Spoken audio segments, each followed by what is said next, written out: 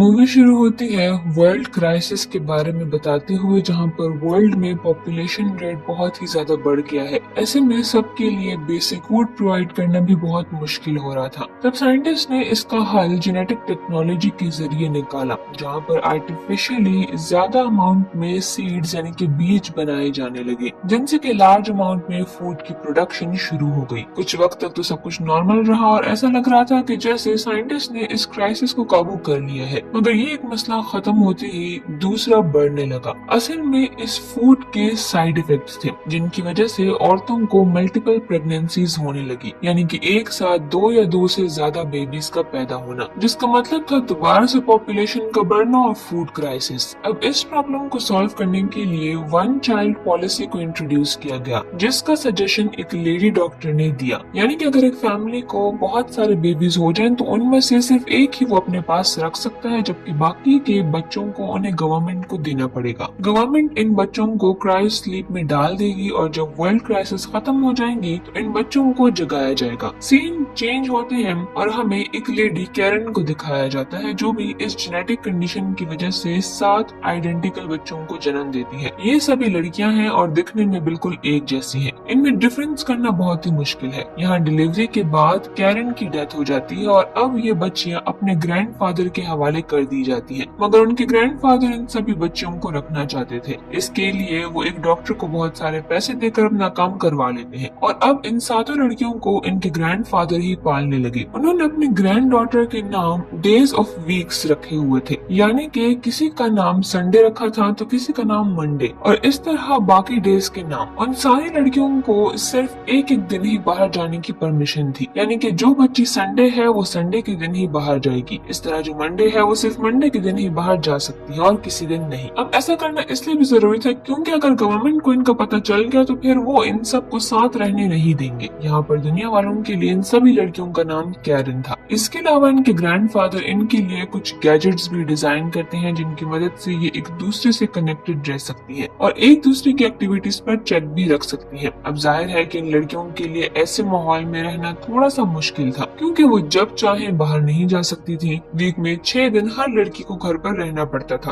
और सिर्फ एक ही दिन बाहर जाने को मिलता था, मगर जाहिर है कि उन्हें ऐसे ही जीना पड़ेगा। फिर एक दिन थर्सडे बाहर चुपके से स्केटिंग करने चली जाती है, जिससे कि उसकी एक फिंगर पर थोड़ा सा कट आ जाता है। ये देखकर उन बच्चों के ग्रैंडफादर बाकी बच्चों की भी थोड़ी थोड़ी फिंगर काट देते हैं, ताकि उनके हाथ में सेम चोट हो और कोई भी उन्हें पहचान ना सके। खैर वक्त गुजरता है और इसके बाद हमें 30 साल बाद का सीन दिखाया जाता है, जहाँ पर उन लड़कियों की ग्रैंडफादर की अब डेथ हो गई है, लेकिन वो 7 सिस्टर्स अपने ग्रैंडफादर के रूल्स के मुताबिक ही अपनी लाइफ स्पेंड कर रही हैं। लेकिन वो सारी लड़कियां अपनी डेली लाइफ से काफी बोर हो चुकी हैं, मगर फिर भी खुद को सेफ रखने के लिए उनका ये करना जरूरी था। इसके बाद हम देखते हैं कि मंडे ऑफिस जा रही है। हम देखते हैं कि मंडे जहाँ पर काम करती है वहाँ पर एक लड़का भी था जिसका नाम एड्रिन था। मंडे और एड्रिन एक दूसरे को लाइक करते थे और वो दोनों सिर्फ मंडे के दिन ही मिला करते थे, क्योंकि बाकी डेज में तो मंडे की सिस्टर आती थी। खैर यहाँ पर उनका एक कुलीग था जिसको मंडे बिल्कुल पसंद नहीं करती थी और वो भी मंडे से काफी जेलस होता था। आज मंडे को प्रमोशन मिलने वाली थी और इस बात पर वो मंडे से काफी जेलस था। खैर क्योंकि अब 7 दिन ये 7 बहनें ऑफिस जाती हैं तो अपेरेंटली तो ये प्रमोशन मंडे को मिल रहा था, मगर असल में ये प्रमोशन इन 7 बहनों का था, क्योंकि वो सारी अपने अपने दिन अपनी अपनी आइडेंटिटी लेकर काम पर जाया करती थी। ये सभी सिस्टर्स काफी खुश और एक्साइटेड थी और मंडे के आने का वेट कर रही थी, ताकि प्रमोशन की खुशी में वो सेलिब्रेशन कर सके। लेकिन काफी रात गुजर जाती है और मंडे अभी तक घर नहीं आई थी। इस वजह से मंडे की सारी सिस्टर्स को उसकी फिक्र होने लगती है।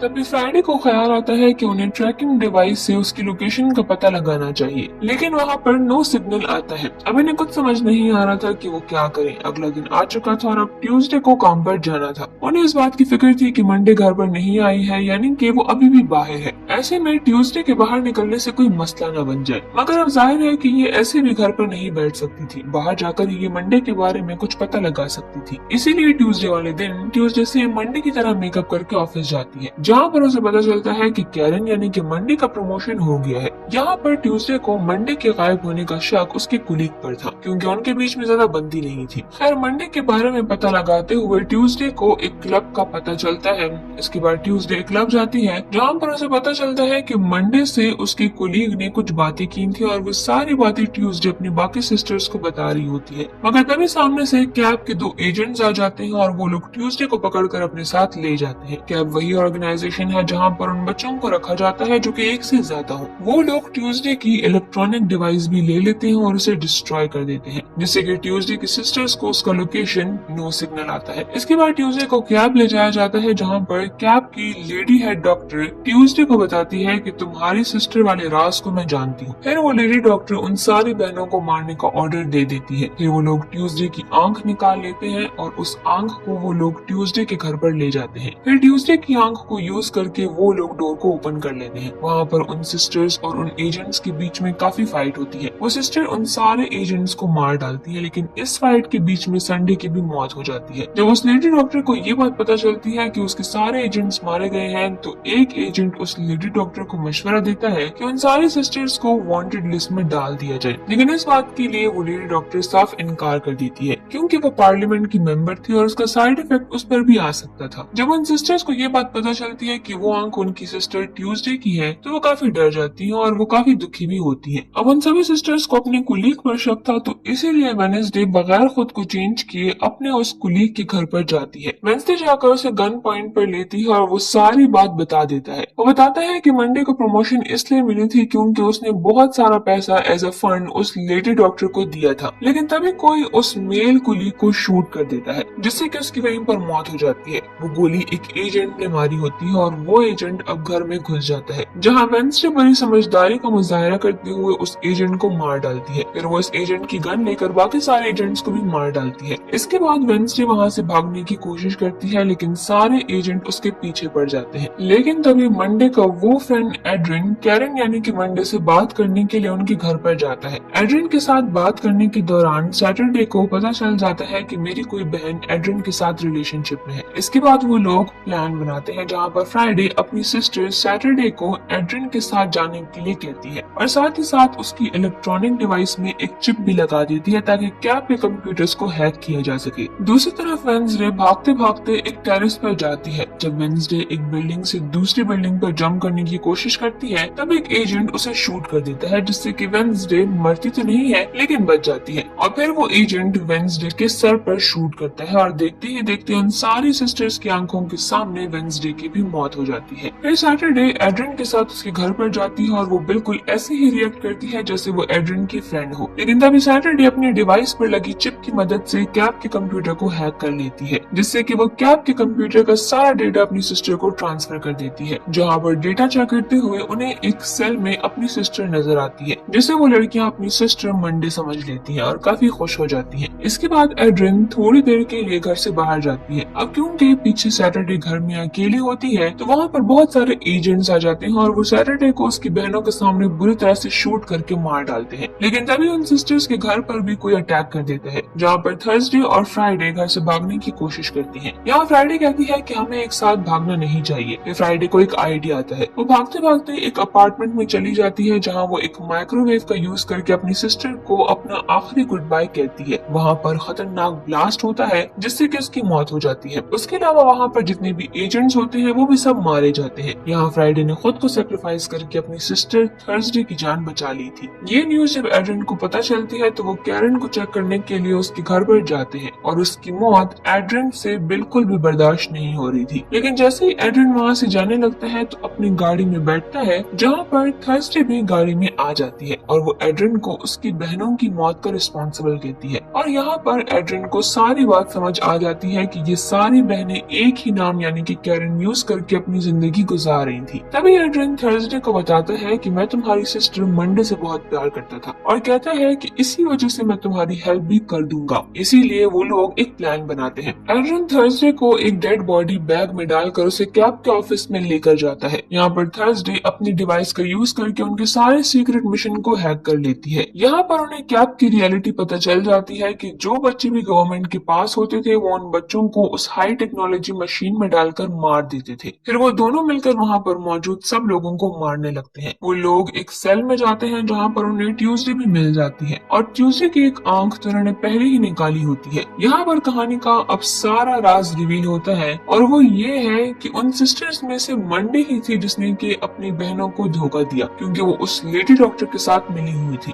और उसने उस लेडी डॉक्टर को अपनी बहनों वाला राज भी बता दिया था, क्योंकि वो अकेली ही सोशल लाइफ जीना चाहती थी और बिल्कुल आजादी के साथ अपनी लाइफ को स्पेंड करना चाहती थी। फिर इसके बाद ट्यूसडे सेम मंडे जैसा लुक लेकर उस लेडी डॉक्टर के साथ प्रेजेंटेशन में जाती है, जहाँ पर ट्यूसडे मंडे से मिलती है और वो मंडे पर बहुत ज्यादा गुस्सा भी करती है, क्योंकि मंडे बहुत ज्यादा सेल्फिश थी और उसने अपने सारे बहनों को धोखा दिया था। इस वजह से वो एक एक करके मारी जा रही थी। वही मंडे और ट्यूसडे के बीच में काफी फाइट होती है और इसी दौरान एक गोली आकर मंडे को भी लग जाती है। दूसरी तरफ ट्यूसडे और एड्रिन मिलकर कैब की रिकॉर्डेड वीडियो को प्रेजेंटेशन स्क्रीन पर प्ले कर देते हैं, जिससे कि सब लोगों को कैब और लेडी डॉक्टर की रियलिटी पता चल जाती है। तभी गुस्से में आकर वो लेडी डॉक्टर थर्सडे का भी गला दबाने लगती है, लेकिन तभी वहाँ पर मंडे आ जाती है, जो कि गोली लगने की वजह से इंजर्ड थी मगर मरी नहीं थी। मंडे के हाथ में एक गन थी। तभी एक एजेंट समझता है कि मंडे लेडी डॉक्टर को मारने वाली है, इसीलिए वो एजेंट मंडे को शूट कर देता है। अपनी फ्रेंड को मरता हुआ देखकर एड्रिन भी उस एजेंट पर शूट करके उसे मार डालता है। गोलियां चलने की वजह से वहाँ पर लोगों में हलचल मच जाती है और यहाँ हमें पता चलता है कि एड्रिन और मंडे ने असल में शादी कर ली थी। मरते मरते मंडे बताती है कि मैं प्रेग्नेंट हूँ, मैं अपने बच्चे को बचाना चाहती हूँ और उसे इस दुनिया में लाना चाहती हूँ, इसीलिए तो मुझे उस लेडी डॉक्टर के साथ ये डील करना पड़ी थी।